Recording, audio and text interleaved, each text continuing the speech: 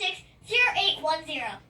All right, fam, and again, we're back with Confessions with Brian T. Bethea on WJHM102jams.com. And of course, we are talking about the B word, the one that people who love to spend money hate to use, budgeting. You know, and I know, trust me, I hate that word my daggone self, but it's no, you know what? If I don't learn how to budget, I'll be the other B word for the rest of my life, broke. And that's something I don't want to be. I don't want to be broke. Do you have a budget? Actually, I do. Yes, I do. Yes, I do. And I do have a budget, and me and my wife have been doing our best to, well, for the most part, sticking to it. And it has really, I felt like really helped me. As a matter of fact, here was my problem with budgeting. And then, Joe, I'm going to go to you and ask you, how do you budget and how do you get things for cheap and stuff? But for me, I had to learn that learning how to budget does not mean that it's going to stop me from having fun. Why? Because a lot of people equate spending money with having fun and freedom, you know. But I had to rewire my brain to understand, like, if I do not budget my money, I'll be forever in, what do you call that, monetary shackles completely if I don't learn how to make my money work for me.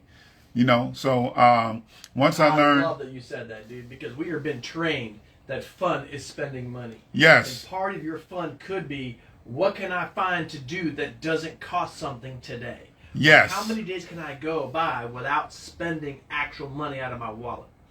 Exactly. And one thing I've learned to do is learning how to do what? Free stuff to have some fun. And outside the house. Doesn't mean I stay in the crib all day, watch TV. I love sports, particularly football and basketball. I can sit there and watch a football game or, you know, a basketball game all day. That's fun. But you know what? Sometimes you just, you know, you and your wife want to go out.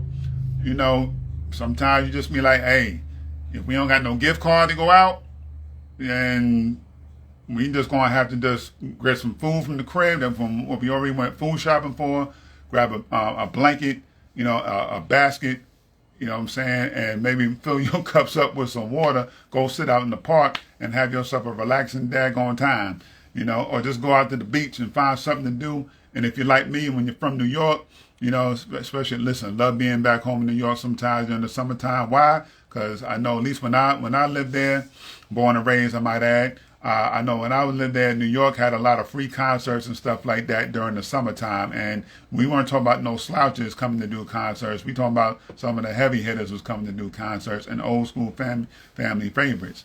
You know, so sometimes you have to really search hard for the free fun stuff to do, so you're not stuck in the house all day talking about, I ain't got no money, you know, to do nothing. No, you just got to learn how to improvise or what have you.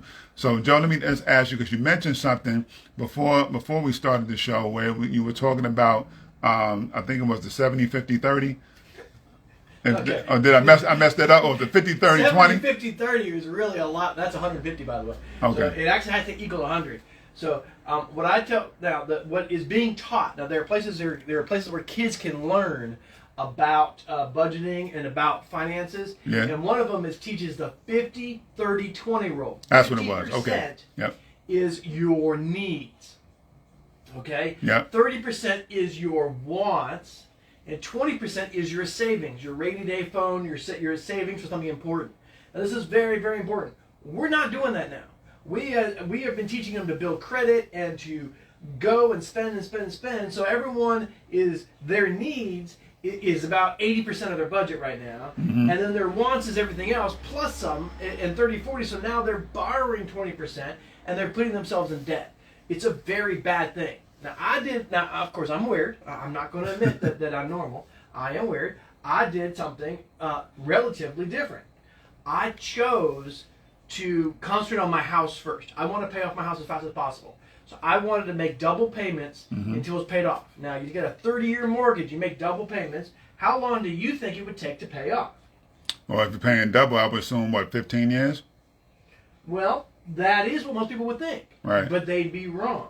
Okay. Because there's this thing called compounded interest. The majority of the house that you're paying is the interest. Okay.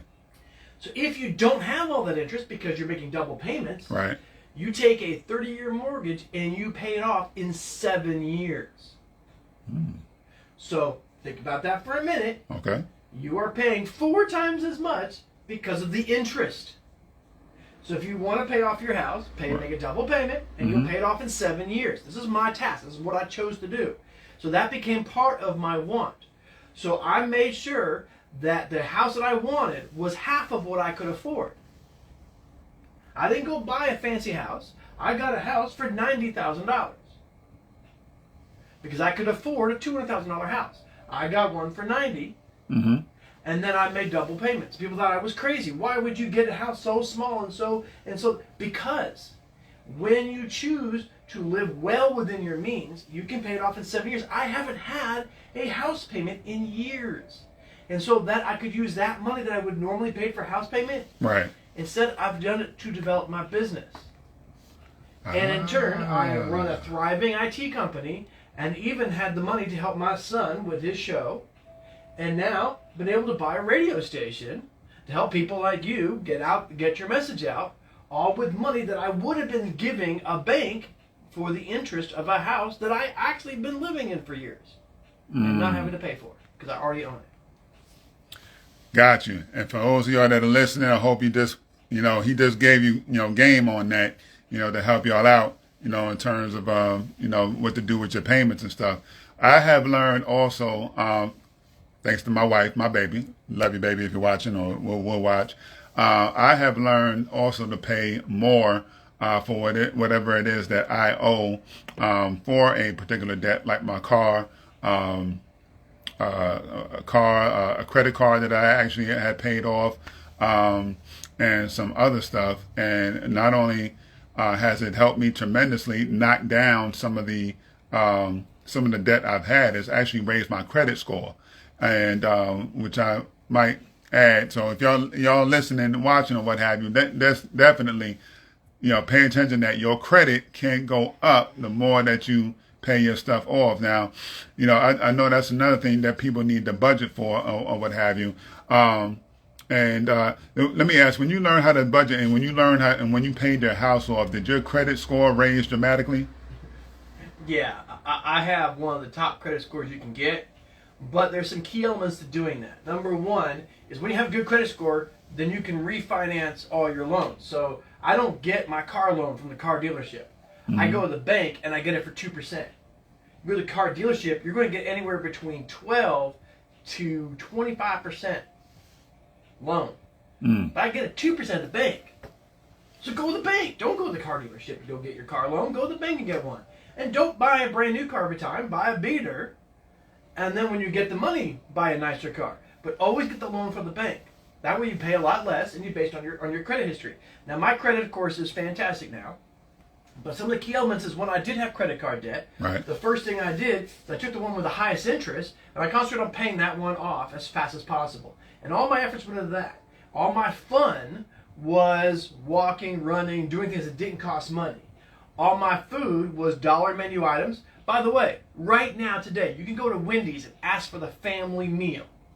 A family meal chicken nuggets is $10. Serves you 50 nuggets. Now, you can order 5 nuggets and pay $5. Or you can get 50 nuggets for $10. You're like, well, that's crazy. That's because it's not on the menu. You don't know. You just have to ask. And if you ask for it, you will get 50 nuggets for $10.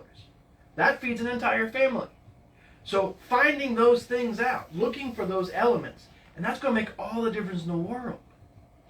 Absolutely. And but let me ask you this, though, because I know we're talking a lot about fast food, and I understand we're doing it for a purpose, to get out of debt or what have you. However, what can we do, if you're eating, I understand, doing the dollar menu at McDonald's or what have you. That's why I talked about salad. You can go to BJ's. Okay. And get salad for $3. Okay, I think you know where I was going with it. Right. But they got a big bag of salad for $3. Okay. You can go to the dollar store and get Caesar dressing for $1. Okay. So 2 bags, and that gives 2 bags at $6 plus the bottle of dressing that's going to last you a couple weeks. So for $10, you've got a week of food. Okay, that's where I was going. If you're willing to eat salad every day. Now you don't want to eat it every day. I get it. So buy 1 bag and then change it up and then have some unhealthier items along with it. But you have your Caesar salad as your go-to. Another one is Aldi's. Go to Aldi. Yes, definitely go to Shrimp Aldi's. wheel, $7. Now you can go to Publix and buy the same shrimp wheel for $15, Right. or you can go to Aldi's and get it for $7. Now that shrimp wheel, 3 shrimps make a great breakfast. Yep. 3 shrimps make a I'm great pretty breakfast. It's healthy, right. it's good for you, and you have a way to have something sweet and nice in your body. So you can't eat healthy cheaply, but you have to take out the time to go do it. Most people aren't willing to go out and buy just this, and this. Right. I go to BJ's and buy Monster cheese Mm-hmm. for $8 and prosciutto for $8. Okay. So for $16, I literally got a healthy item that also has a lot of sodium in it, because it's very salty. Right. And so it removes the hunger. Mm. And then I drink lots of water, because water can be free. You don't have to buy bottled water, by the way, guys. Yeah. You can just get it for free. If you do want to buy bottled water, by the way, I use Livid Water. Livid Water is amazing, and they deliver it to your door. I went to Publix to buy big bottles, the big 5-gallon things of water for the water stand and all that. Mm-hmm. They wanted like $6 to have the bottle filled, and then you had to buy the bottle for like an extra 10 or something like that. By the time it was done, you're paying almost $20 per bottle. Mm. Livid Water did it for $5 delivered. So they deliver it to me, they bring me things, they put it in the thing and reset my water thing every time. Right. So I have constant supply of water for $5. Every time I drink more, then I drink more, and so I average about $15 a month in my water expenses. Right. Most people spend a lot more of that on bottled water. Right. So And don't do it. let me also add, if you're like me or what have you, I bought a water filter, put it in the pitcher or what have you, because and do it that way. So I really don't buy bottled water myself all that much. A water filter in your pitcher, like a Brita filter or something like that, or another one. You can use that every 3 months or so. You can drink water out of that way. If you need to drink water, get yourself fill up your container after you leave the house. We're supposed to be drinking about half your body weight in water anyway. So if you weigh about 180 pounds, I believe you're supposed to be drinking half of that in terms of gallons or what have you. No. Hold on, liters. I think it is. So, or say for instance, if you're a person that weighs 130 pounds.